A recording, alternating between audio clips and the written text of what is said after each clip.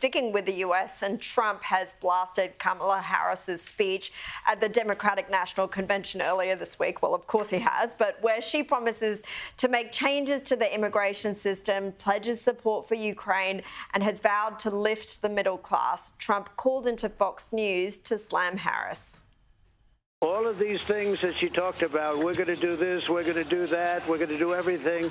But she didn't do any of it. She could have done it 3.5 years ago. She could do it tonight.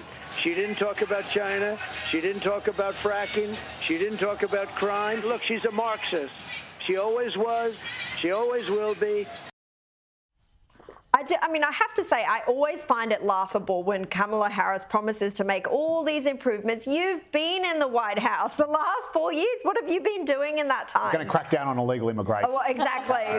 She'd have to go to the border first to be able to do that. And remember, she didn't even go to the border. Get her a compass. Natalia, do you agree with Trump and what he was saying? Oh, absolutely. And exactly right. She could go back and fix that. But she's trying to ride on this honeymoon stage of her replacing Biden and people finally happy somebody is not demented.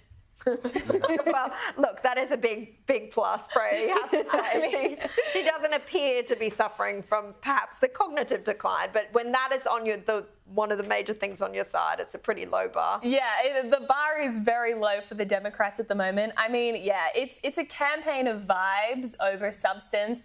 As Joe said, hasn't done a single interview, hasn't released a single policy page on her website. I mean, her social media is full of brat summer and all these TikTok trends, which, must be working with Gen Z.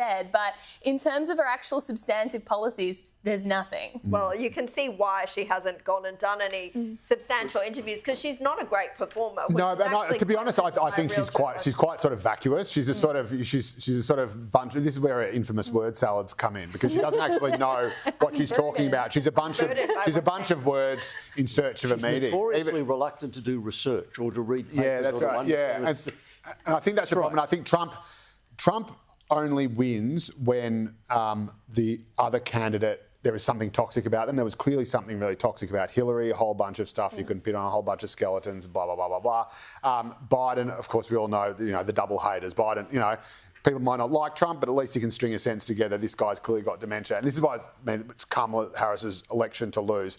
They need to put pressure on her to crumble in an interview. If they can expose this secret Marxist agenda, if they can really nail all that to her and make her look like the Wicked Witch of the West, then that, I think, is their way to win. Otherwise, I think the anyone but Trump vote, which is what got Joe Biden home. Again, and Trump is phenomenal, because everyone voting for Trump is voting for Trump. So he commands each one of those votes, people who have walked through hot lava just to vote for him. That's a phenomenal amount of charisma and pull. But again, versus every single person who doesn't like Trump for their own individual reason, and that is everyone from the Romney Republicans to the Sanders socialists.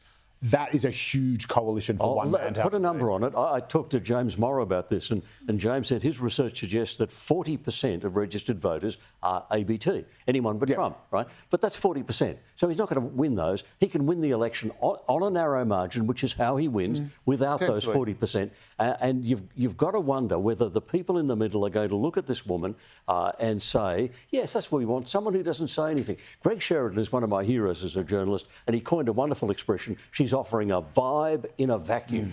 Well done, Greg. Great expression. And I don't believe, Joe, I don't believe you can win an election on a vibe in a vacuum. It won't work. No, but the thing is, it's not going to be enough to get, that's not going to be toxic enough, bad enough to get people who otherwise weren't planning on showing up to vote to say, holy crap, this woman's going to destroy the country. I better get out and vote for her. Hold my nose and vote for the other guy.